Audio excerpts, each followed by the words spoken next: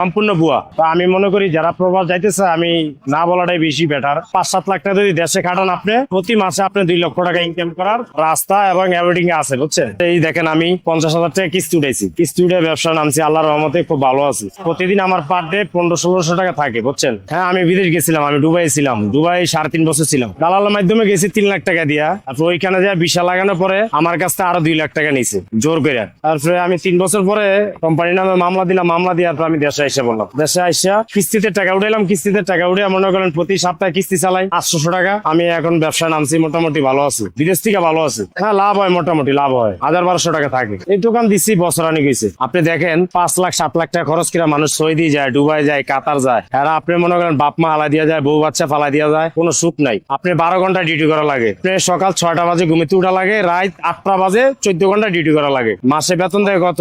30,000-35,000 টাকা বেতন দেয়। তার ভিতরে আবার ডিউটি থেকে আসার পরে পাক শাক করা লাগে। ওইখানে কেউ কারোর জন্য না ভাই, আপন মারপেটের ভাইও কারোর জন্য না। ওখানে অসুস্থ হলে কেউ দেখে না, কোম্পানির লোকও দেখে না। অসুস্থ হলে আপনি ডিউটি যাইতে হবে, ডিউটি মিস নাই। আপনি যদি একদিন ডিউটি না যান, 2টা হাজিরা কাটবে, আপনি 2 দিনে হাজিরা কাটবে। আমি এই জন্যই বলতেছি যে বিদেশ না যে আপনি দেশে ব্যবসা করেন, ছোটখাটো একটা ব্যবসা করেন। আপনি যদি টাকা পয়সা না থাকে আপনি কিস্তি উঠান, কিস্তি উঠে আপনি ব্যবসা করেন, আপনি খুব সুখে শান্তিতে চলতে পারবেন। আপনি একটা পান দোকান দেন বা চার দোকান দেন সাইডে, আপনি ওইখানেও আপনি 800-900 টাকা 1000 টাকা ইনকাম করতে পারবেন ডেইলি, প্রতিদিন পার ডে। ঢাকা শহরে ইনকামের রাস্তা আছে, অনেকগুলো আছে। আমি এই জন্য বলি প্রবাসীরা যেমন বিদেশ না যায়, সুবিধা আছে না। আপনি আপনার দেশে আপনার মা বাবা অসুস্থ হলে, বাচ্চা অসুস্থ হলে আপনি যাইতে পারতেছেন, কিন্তু বিদেশ তো আপনি ওই জিনিসটা পারতেছেন না।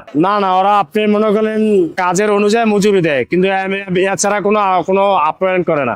আচরণ ভালো না। আপনি আরব কান্ট্রি, মিডল ইস্টে যে কোনো কান্ট্রিতে যাবেন, আরবিরা খুব ভালো না, আরবিরা খুব খারাপ। আরবি ভাষা দিয়ে গালাগালি করে, লাতিউস্টা দিয়ে মারধর করে। আমি আল্লাহ বাসিল, আমি খুব সুখী আছি বর্তমানে এই গুলিস্তানে ব্যবসা করে, খুব সুখী। আপনি মনে করেন যে আমি বিকাল 3টা দিয়ে খুলি, রাত্রে 10টা জব করি, বাসায় খাওয়া দাওয়া করে শুয়ে পড়ি, সকালে আবার 11টা-12টা দিয়ে ঘুম থেকে উঠি। আমার ঘুমের কোনো সমস্যা হয় না। আমার নিজের ব্যবসা বোঝেন নাই, কারো কথা শোনা লাগতেছে না। চাকরি করলে তো আপনি পরের কথা শোনা লাগবে, টাইম টু টাইম ডিউটি করা লাগবে। এইখানে আমার কোনো টাইম টু টাইম নেই। আমার মনে চাইলে আমি খুললাম না, আজকে বাড়িতে গেলাম, চলে গেলাম। যেমন আগে আমি চাকরি করছিলাম গুলিস্তানে, সকাল 8টা বাজে আইসি, রাইতে 10টা বাজে গেছি, 14 ঘন্টা ডিউটি করছি।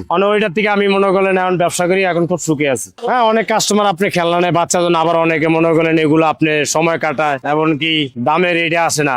আমি যা কিনি তা দাম চেয়ে আর কম বলে না। এটা খেলনার ব্যবসা করি তো আমি, এটা বিরক্ত হয় না। এটা বাচ্চাদের এটা আমি বিক্রি করতে হতো। কাস্টমার সাথে খারাপ ব্যবহার করলে হবে না, কাস্টমার সাথে ভালো ব্যবহার করলে আপনি একটা মাল নেক্সট টাইমে আসছেন এই নিবে। এখানে খরচ বলতে আগে ছিল আমলিক সরকার আমলে ছিল, এখন বর্তমানে কোনো খরচ নাই, চাঁদাবাজ নাই, কিছু নাই, পুলিশও নাই, পুলিশও ডিস্টার্ব বলেন। বিদেশ না যাওয়াটাই ভালো, বুঝছেন। বিদেশ যা পাগলেরা বর্তমানে, বিদেশ আপনি যে 6 লাখ 7 লাখ টাকা খরচ করেন, দেশে 50,000 টাকা চালান কাটান, প্রতি মাসে 20-30,000 30,000 টাকা।